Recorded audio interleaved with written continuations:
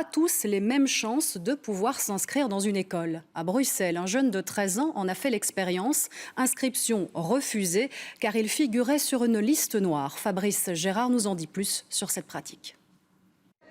C'est en accompagnant un jeune de 13 ans dans ses démarches d'inscription que ce travailleur social découvre qu'entre certaines écoles de la ville de Bruxelles, on se partage des listes d'élèves turbulents dont on ne veut tout simplement plus.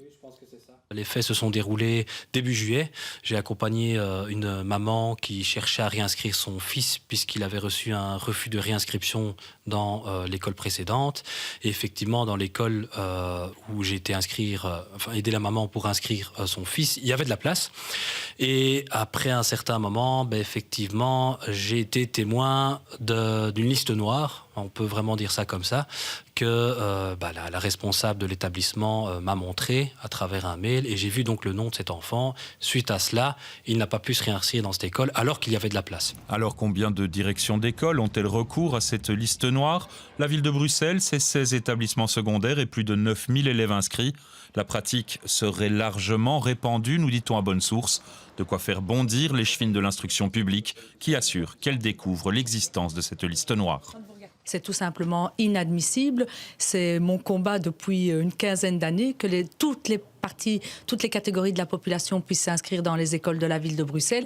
Et donc, on a évidemment immédiatement donné ordre à tout le monde de cesser de telles pratiques. Et si ça devait encore exister, alors on devra prendre des sanctions à l'égard de ceux qui le pratiquent. Aucune direction d'école n'a jusqu'ici été sanctionnée. Et du côté de l'opposition, on s'interroge avec cette question: comment est-il possible que personne n'ait été au courant ?